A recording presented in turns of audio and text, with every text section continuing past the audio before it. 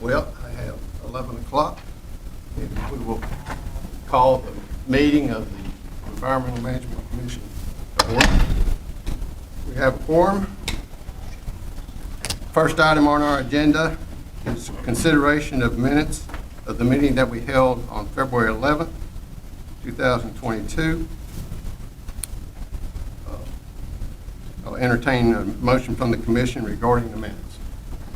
I move we accept the minutes as written. Second. I have a motion and a second. Any further discussion on the motion? All those signify by saying aye. Aye. Any opposed? Thank you. Agenda item number 2 is the report from our ADEM director, Director LaFleur. You have the floor. Good morning. Morning. And welcome to all of you who are in attendance at the fourth meeting of the Environmental Management Commission for fiscal year 2020, or 2022, excuse me. The department utilizes many sources of information to analyze and optimize our performance. The department undergoes dozens of federal, state, and internal operational, programmatic, and financial audits that can identify areas for improvement. We regularly analyze and report on trends in various statewide environmental quality measures in the annual State of the Environment in Alabama report. Each year you receive a report on performance against our annual operating plan. On the federal side, there is a yearly review of performance against our EPA work plans. In today's report, as has been done for a number of years, we'll focus on the latest publicly available EPA-generated compliance and enforcement metrics that will compare the department's performance against the rest of the states in the nation.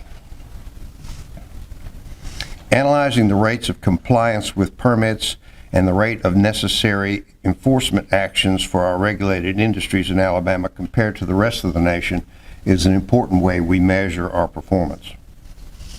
This EPA-provided analysis examines the air, NPDES, drinking water, and hazardous waste programs. The tool uses standard quantifiable metrics that allow for state-to-state comparisons and the development of national averages. As you may recall, in years past, the format for reviewing each program's metrics is to look at the size of the universe of regulated facilities, then to compare the rate of inspections, informal enforcement actions, and significant non-compliance to the rest of the nation. This format was chosen to highlight that our objective is for the regulated facilities to comply with the requirements of environmental permits and regulations issued by the department. By looking at non-compliance metrics, we are in effect looking at compliance. When we speak of compliance and enforcement, we are referring to the compliance with permits developed by the department in accord with carefully developed environmental standards and enforcement actions when conditions in those permits and regulations are not met. Now to the dashboard slides that analyze compliance with and enforcement of environmental permit requirements. To help identify the program that is the subject of the graph, we'll be using a color code where blue is air, green is water, orange is drinking water, and brown is land. First, we'll look at the size of the regulated universe for each of the 4 program areas. In Alabama, 2 local air programs were grandfathered as standalone entities when the Clean Air Act became law in 1970. They operate independently of the ADEM state program, although ADEM does provide substantial technical and other assistance to them. Recent upgrades to the EPA database now allows us to analyze the activities of ADEM independent of the local program activities. The universe of regulated air facilities under the ADEM program is down from 636 to 586 between 2013 and 2021, about an 8% drop. The decline is primarily the result of some major sources closing over the years and other facilities reducing their emissions to the point they are no longer in the universe of federally reportable facilities. The slight uptick from 20 to 21 is due to an increase in synthetic minor facilities, which are those capable of being a major source but are operating to keep emissions below the threshold of a major source. In the water media, you can see the number of regulated facilities has been generally steady at about 11,000. The slight decline from 2020 to 2021 is the result of fewer entities operating under one of our general permits. General permits cover such things as stormwater controls for construction, and construction activities are often cyclical. In drinking water, the universe has been very steady at around 580 facilities. However, in 2021, there was a decline to 574 due to the closing of several transient systems, which are those at locations like RV parks or state parks. 574 is a relatively small number of drinking water systems. In the case of drinking water, a smaller number of facilities that are of larger size is beneficial because the larger facilities have improved access to management and other resources. The universe of hazardous waste facilities steadily increased from about 5,100 in 2013 to nearly 5,600 in 2021. The more than 10% increase is attributable in large part to a national enforcement settlement agreement that caused pharmacies and other retail facilities selling pharmaceuticals to report as hazardous waste generators. Next is inspections. As has often been repeated in my reports to you, the department relies on inspections as the most significant tool to obtain compliance with environmental permits and requirements in Alabama. Independent research supports this concept, as will upcoming data showing our results. The following graphs will show inspection rates for each of the four media. The different programs have different names for inspection activities, such as full compliance evaluation, or facilities inspected, or site visits, or inspection coverage, due to the slightly different terminology used in the various federal enabling statutes. The graphs will use the term inspections for all media. There will be one inspection graph for each media showing the inspection rate for all regulated facilities. A second inspection graph will show the inspection rate for the largest regulated facilities in that media, except for drinking water. The large facilities are the ones that typically have the greatest potential for adverse impact on the environment and are therefore important to look at closely.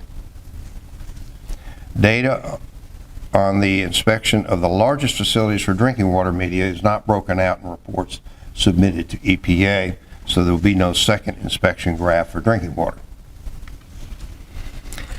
In Alabama and throughout the nation, inspections is the area most affected by COVID-19. Since inspections often require close interpersonal contact in the field, the number of inspections went down in 2020, but generally recovered in 2021. You will see that decline and recovery in both our state and national averages. Okay, the blue bars represent the inspection rate of all facilities during the last 9 years for the department's air program. The dashed red line represents the average inspection rate for the nation.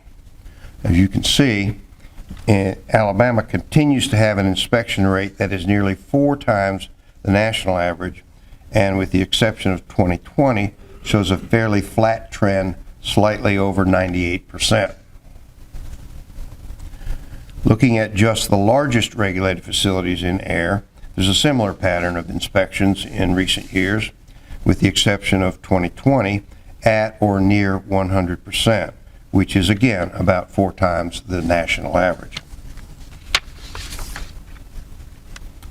The green bars for the water program consistently show an inspection rate for all facilities that is more than 2.5 times better than the national average shown by the red dashed line. Unlike air, both 2020 and 2021 showed declines due to COVID-19 for the state and the nation. For the largest regulated facilities in water, with the exception of the COVID years, the inspection rate has been trending higher in recent years and is consistently higher than the national average. The orange bars for the drinking water program show an inspection rate for all regulated facilities is typically about 3 times the national average shown by the red dashed line. There was a drop off in inspections nationally in 2020, but not so in our drinking water program. As noted a moment ago, drinking water data for the large facilities only is not available. However, with an inspection rate of nearly 100% for all facilities, the largest systems are being inspected at a high rate. Closing out inspections, the brown bars for the hazardous waste program show a rate for all inspections that is 2 to 3 times the national average. Note that during the pandemic years of 20 and 21, the inspection rate dropped off slightly, but to a much lesser degree compared to the rest of the nation, the red dashed line. For treatment, storage, and disposal facilities, abbreviated TSD, and large quantity generators in hazardous waste, the inspection rate has been trending higher in recent years and is now more than twice the national average. Both of the hazardous waste inspection graphs reflect the increased emphasis on inspections to address our higher than desired instances of significant non-compliance. The enforcement group of graphs highlights the second most important element after inspections in our strategy to achieve compliance. It's been our strategy to utilize education, including informal enforcement, to obtain a higher level of compliance. Research has shown that inspections and technical assistance, which is education, are the biggest contributors to compliance.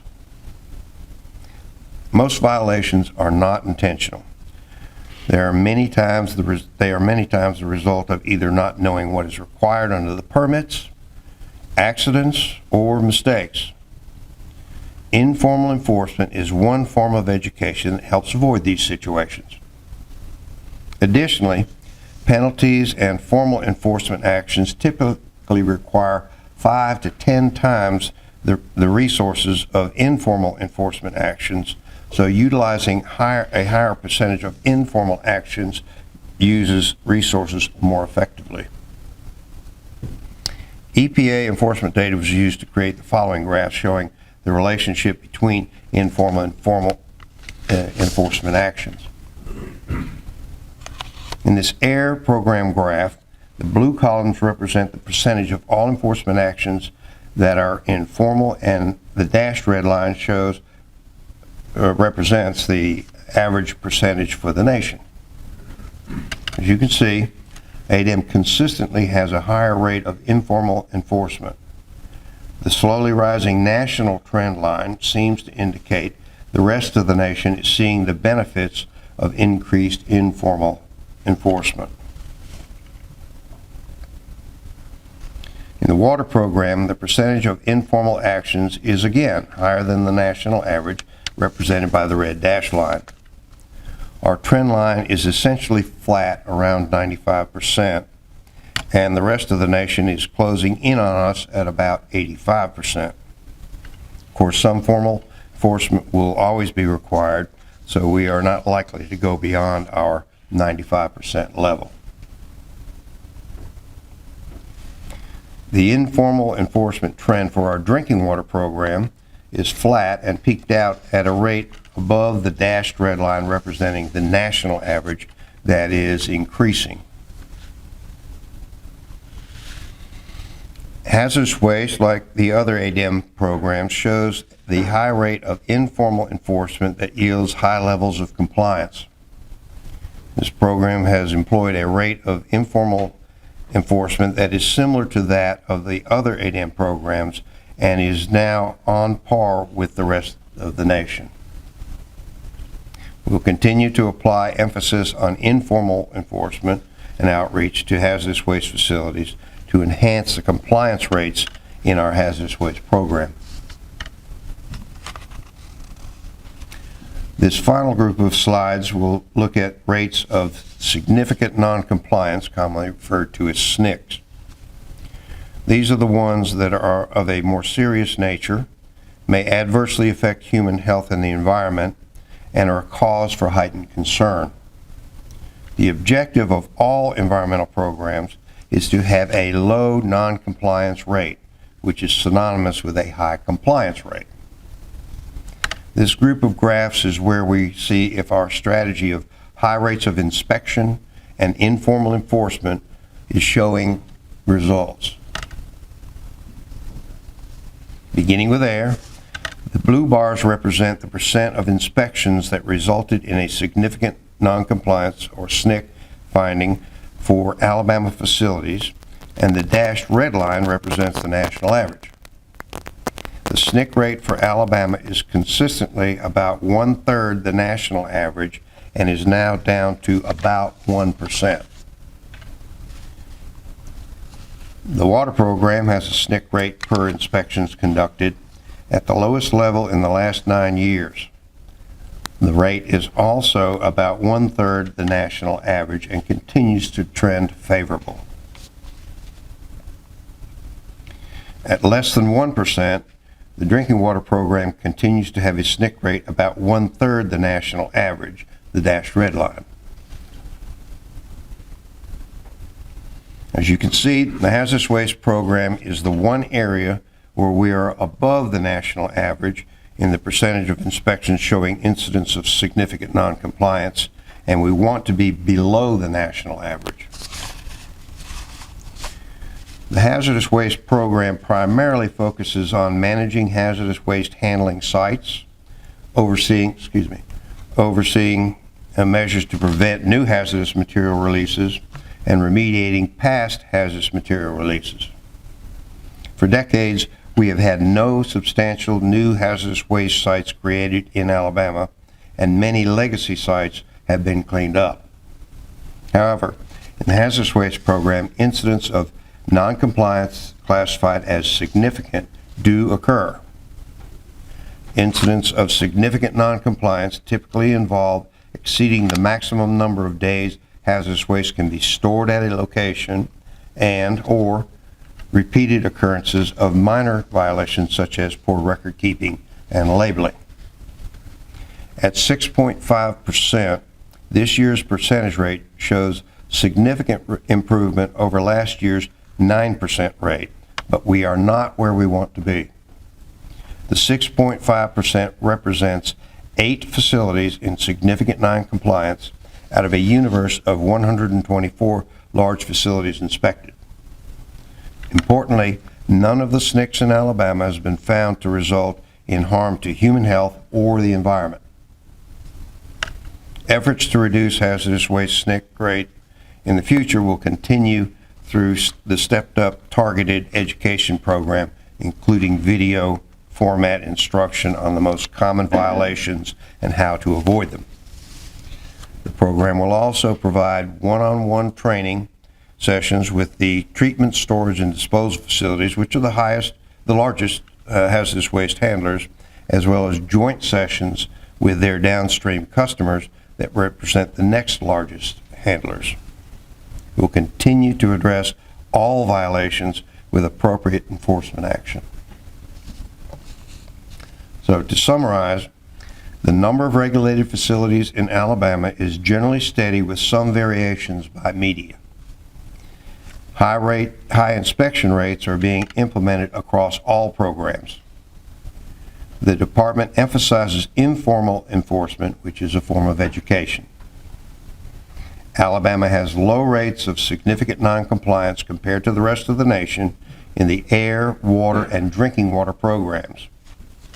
An enhanced inspection and instructional program for facilities covered by the hazardous waste program is being implemented to reduce the rate of significant noncompliance. And overall, the department outperforms the rest of the nation in compliance and enforcement with long-term trends in key metrics that are generally favorable. The metrics are consistent with the trends in non-statistical environmental quality measures over many years, highlighted in my periodic reports on the state of the environment in Alabama. They are also consistent with EPA, regulated industry, and independent research groups' findings that Alabama is one of the top environmental performers in the nation. While the state overall has an enviable environmental record, there are occasionally serious environmental issues that can and do cause great concern in local communities. Typically, each year there are several. This year, significant concerns with coal ash, per- and polyfluoroalkyl substances, and the application of certain byproduct materials have been expressed by citizens. We address these in regulatory programs and enforcement actions and cover them in my reports to you as well as in news releases.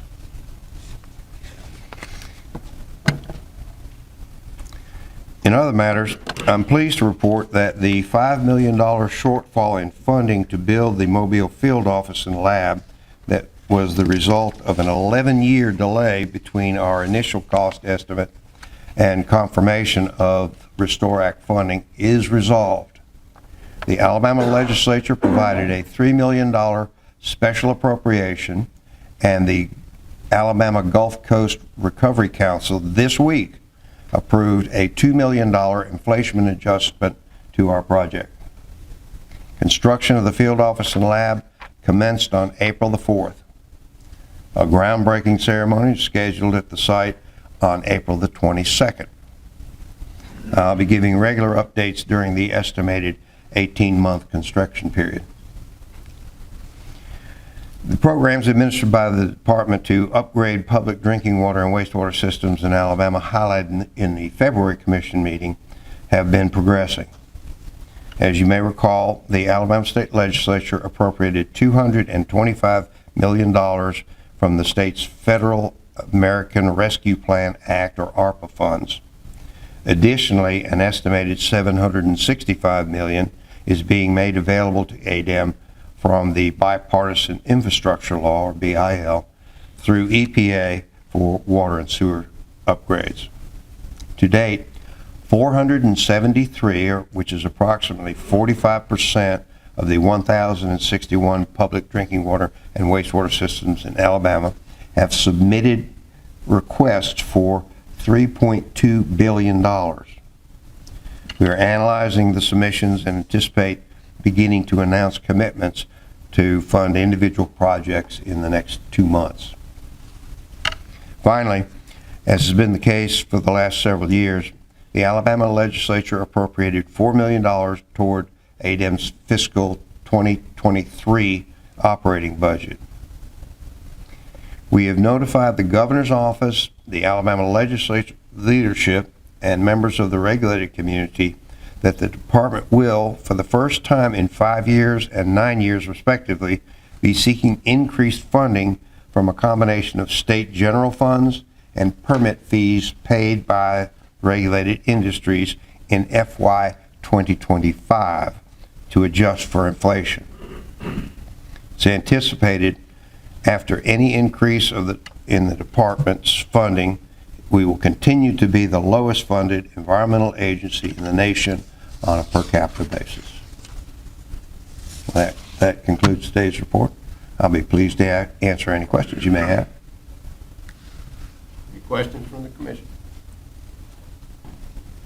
Hearing none, thank you. Thank you. Sir. Item number 3 on our agenda is the report from the Commission Chair. The Commission Chair has no report to give today, so we will proceed to item number 4, which is the consideration of proposed amendments to ADEM Administrative Code Division 335-15, Brownfield Redevelopment and Voluntary Cleanup Program Regulations, and Division 335-1, General Administrative Regulations. So at this time, I'm going to recognize Mr. Cobb here from the department will cover the 335-15 Brownfield Redevelopment and Voluntary Cleanup Program Regulations first. Yes. Thank you, Mr. Chairman, and good morning, Commissioners. I'm Stephen Cobb, Chief of the Land Division, and I'm here today to recommend the Commission adopt amendments to the Department's Division 15 Brownfield Redevelopment and Voluntary Cleanup Program Regulations.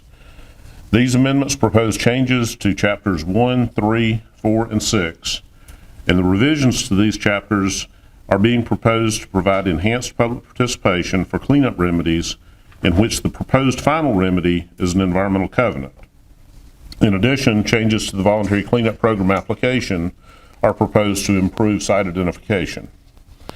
These revisions were the subject of a public comment period which ran from December 19th, 2021 to February 3rd of this year. A public hearing was held at the department on February 3rd. No oral comments were received during the hearing, and one set of written comments were received during the public comment period.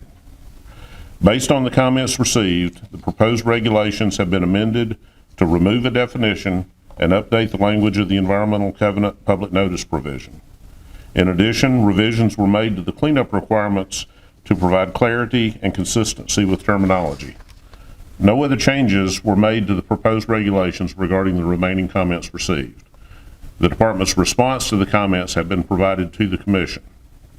The Department asks that the Commission adopt the proposed changes to the Division 15 regulations, and I'm happy to answer any questions that you might have.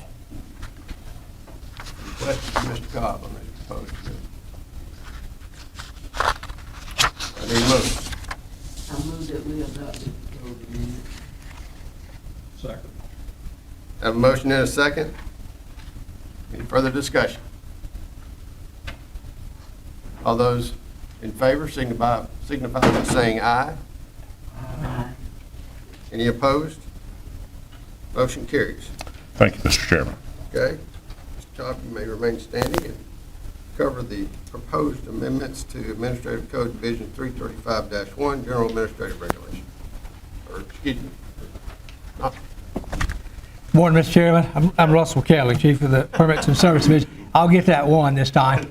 Tried to get Steve to do it for me one time, and he failed on me. I got to put on my glasses to see far away. The pollen wreaks havoc on my contacts. That's why I take them off to see up close, but I got to put them on. All right, hang on a second, Okay, Russell. sure. Absolutely. I messed this up before. I got to sign this before we proceed. Get ahead of myself.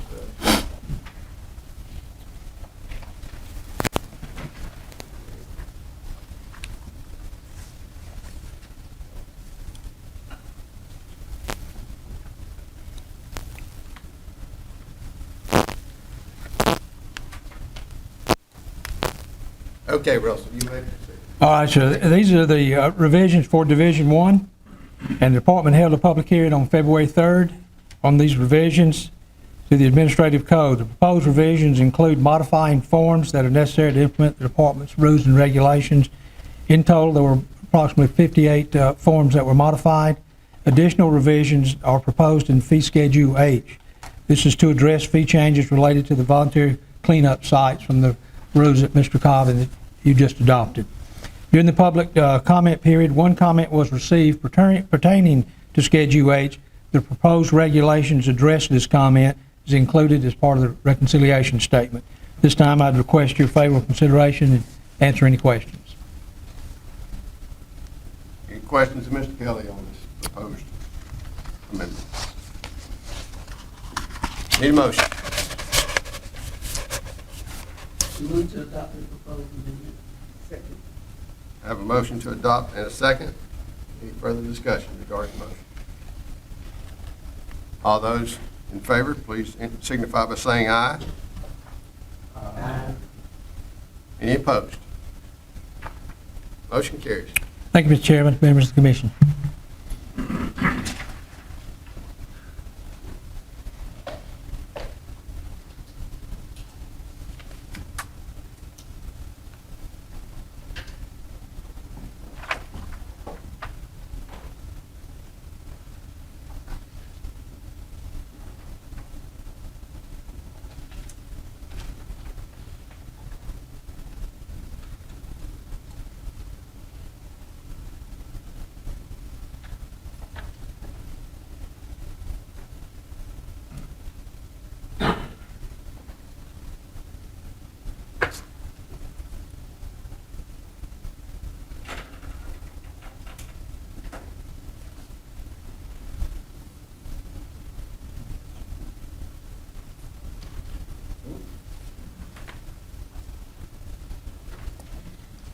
Okay, item number 5 is Lee County Commission petitioner versus ADEM, the respondent, and Creekwood Resources LLC, which is the intervener, EMC docket number 21-05. So this is, item number 5 is an acknowledgement for the record of petitioner Lee County Commission's withdrawal of its request for the hearing. On September 2nd, 2021, the petitioner requested a hearing regarding ADEM's issuance of MPDES permit AL0084191 to Creekwood Resources LLC, Shady Grove Quarry. On February 16th, 2022, the Lee County Commission filed with the Commission a withdrawal of its request for hearing. In the withdrawal, Lee County Commission gave notice that it no longer intends to pursue the hearing on the issuance of the permit and withdrew its request for hearing without prejudice to any rights, remedies, or claims, however denominated, or defenses and matters in avoidance, however denominated, in any other proceeding or lawsuit. So I acknowledge, as the chair, I acknowledge for the record petitioner Lee County Commission's withdrawal of its request for hearing. We now move on to agenda item number 6, which is Alabama Power Company petitioner versus ADEM respondent, EMC docket number 21-01. This is consideration of the hearing officer's recommendation of dismissal based on the stipulation of dismissal filed by the parties. The hearing officer recommends that the commission dismiss the appeal with prejudice.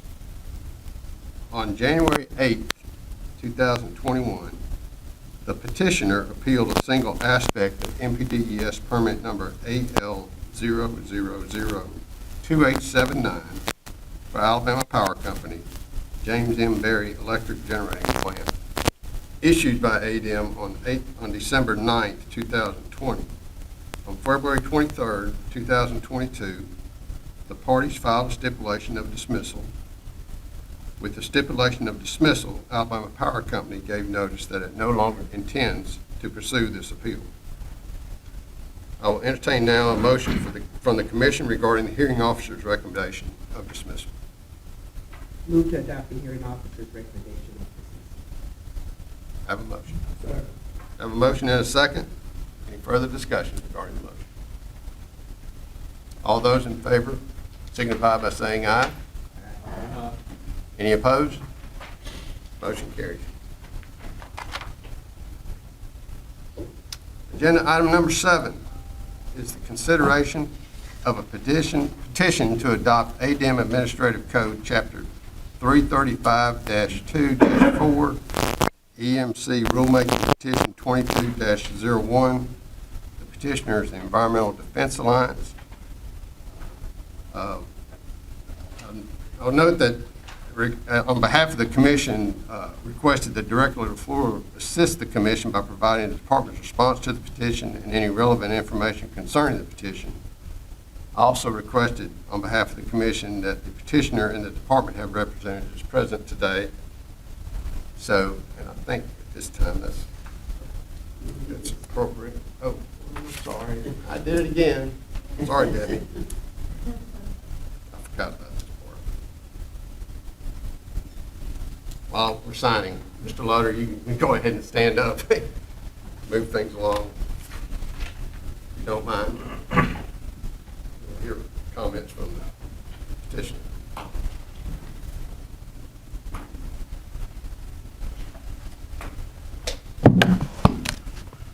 Thank you, Mr. Chairman, members of the commission.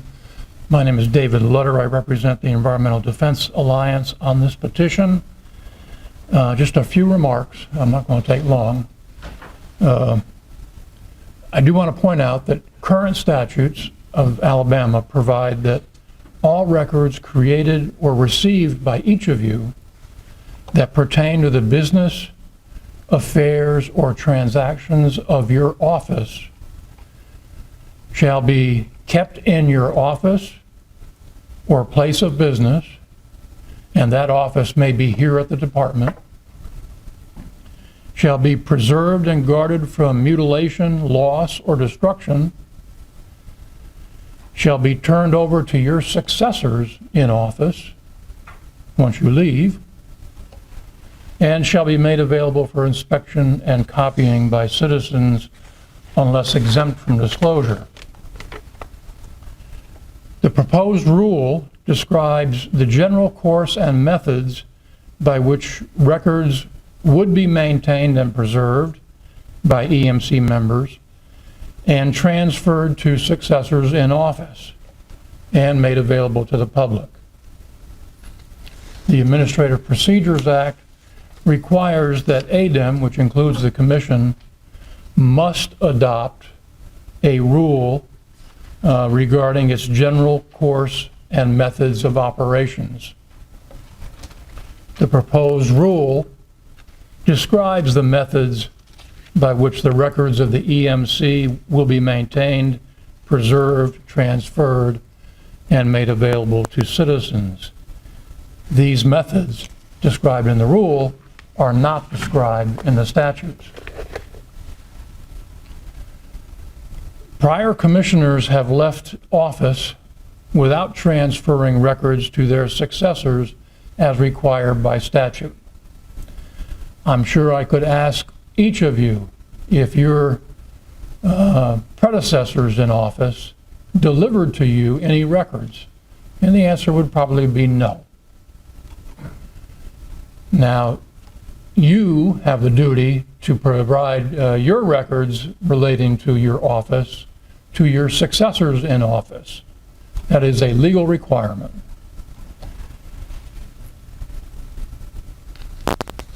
As indicated in our petition, one commissioner has admitted that he has abandoned records pertaining to his office to the possession of a previous employer, and he no longer had possession, control, or custody of those records, even though they are official records of his office.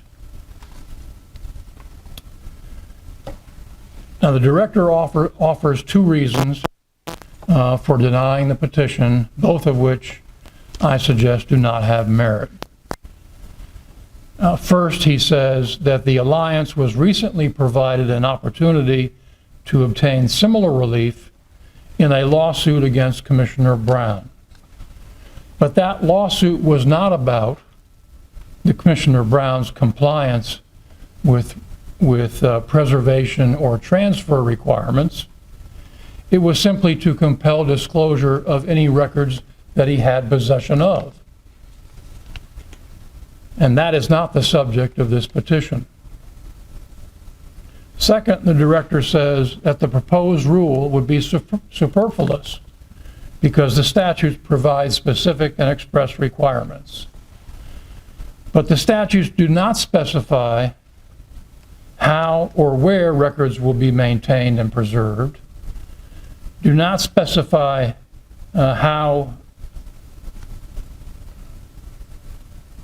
or when records will be transferred to successors in office, and the proposed rule specifies what records must be maintained and preserved, where the records must be maintained and preserved, and that a demand for transfer of records must be made by a successor in office, that is, you should be making a demand of your predecessors for transfer of their records to you. In short, the proposed rule would establish the general course and methods of operation of commissioners with respect to preservation and transfer of documents defined as records. The proposed rule provides details that are not specified in the statutes. What the Alliance does not want to occur is further loss of records or destruction of records. The Alliance asks that you adopt the proposed rule or some other rule that will successfully prevent the loss of records so that citizens may inspect and copy them. If you conclude that the rule language proposed today should be modified, I encourage you to consult the staff of the State Records Commission. They are available to assist you in developing methods of operation to ensure the preservation and transfer of records in compliance with law. Thank you. Any questions, I'll be happy to take them. Thank you, Mr. Lutter. Any questions? Thank you, sir. This time, we're going to call for comments from the department.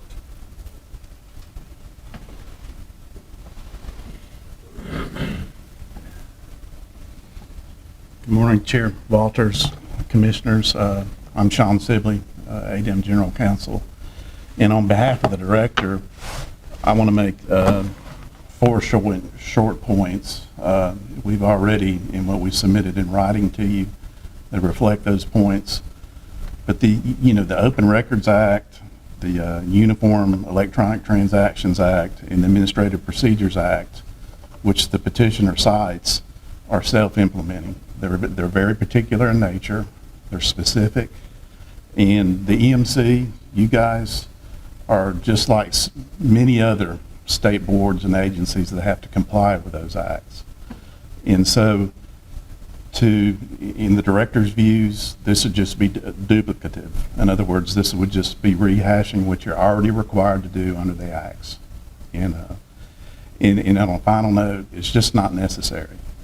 Okay, you guys are already supposed to abide by these acts. So if you have any questions, let me know. And of course, it's, the director points out it's within your purview to deny this, and that's his opinion that you should deny it. But then again, it's self-regulating. This is what would be, self-regulating yourself. So that's ultimately your call. So. Any questions, Mr. I have one. I'm a little confused about what represents a document under either one of these proposals. I mean, are the things that we get from the department every day with the news briefs, are those documents that would need to be saved?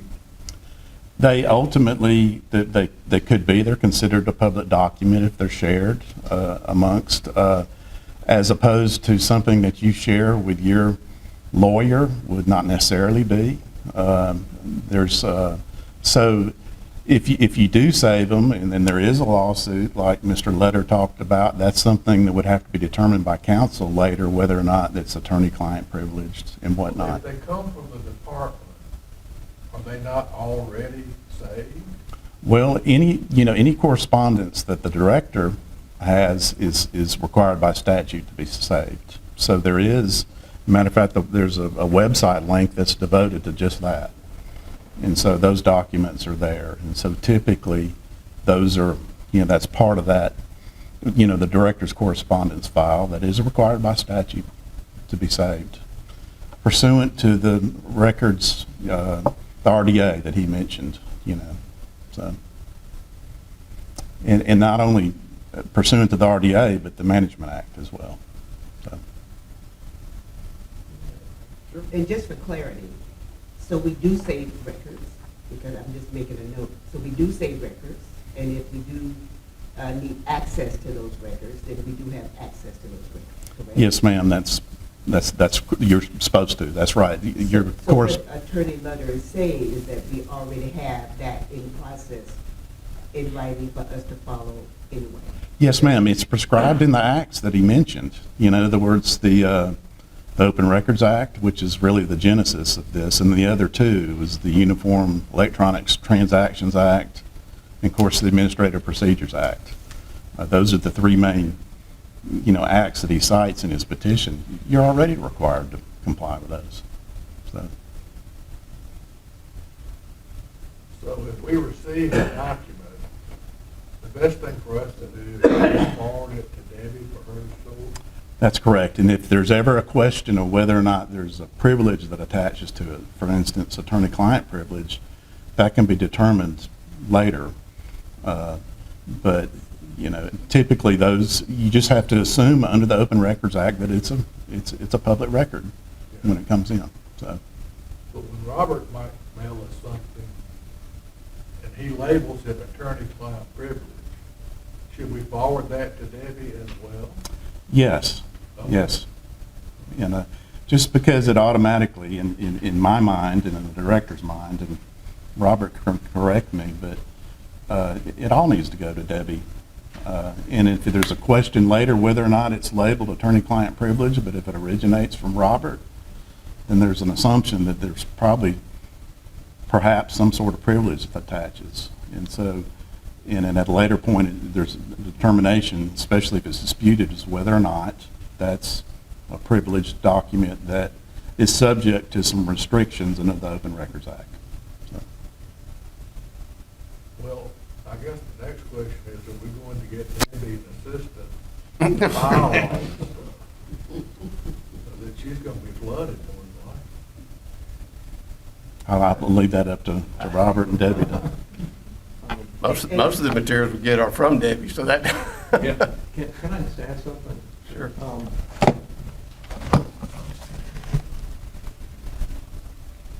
I don't think my views as your counsel are one of the things that you can consider when you're going through rulemaking, but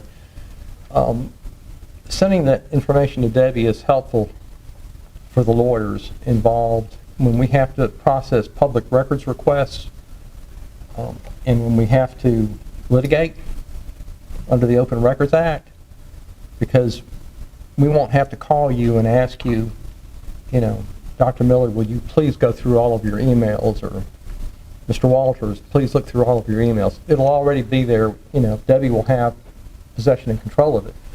So we can go through those files, we can collate them, we can identify which of those are subject to a privilege and which of those are actually public records, and we can release those. So it's helpful for you to forward all of your emails, any records that you produce or that you receive, to Debbie. Any questions? Okay.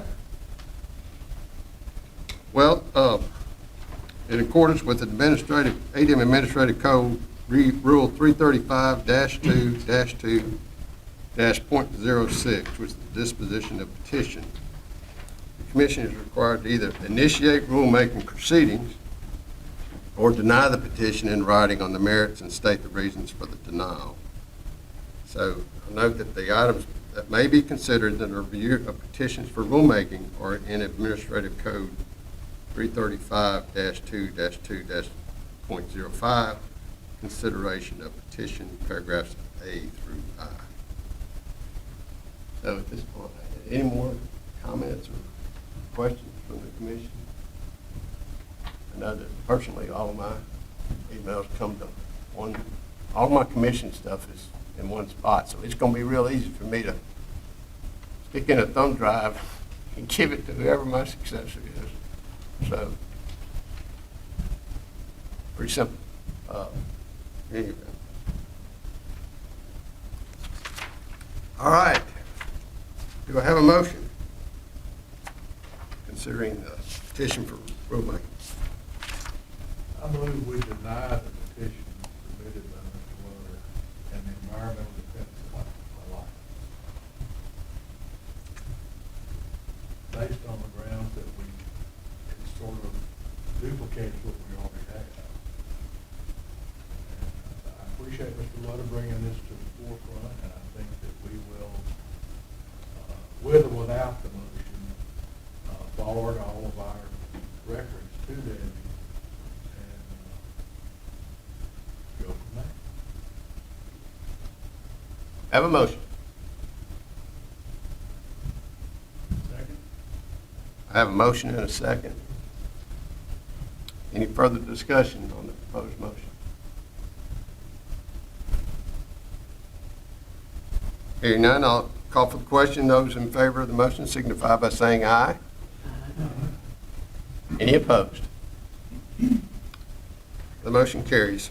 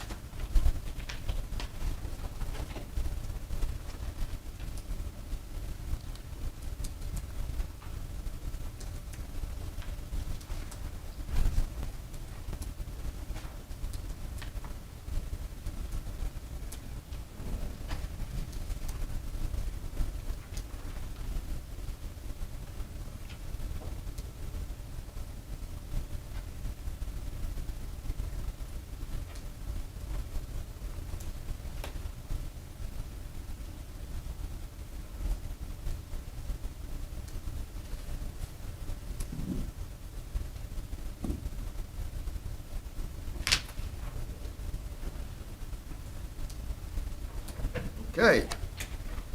Item number 8 is other business. Any other business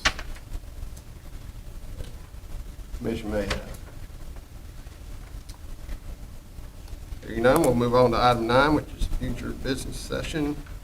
The date of our next commission meeting is June 10th, 2022. Everyone going to be available except for Jay? Except for Jay. That's good. All right. And I believe we don't have any sign-ups for public comment period. Very good.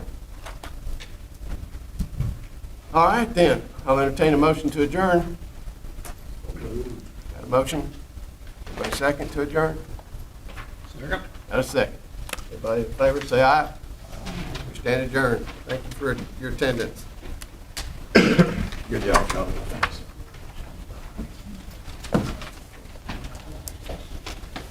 Good job.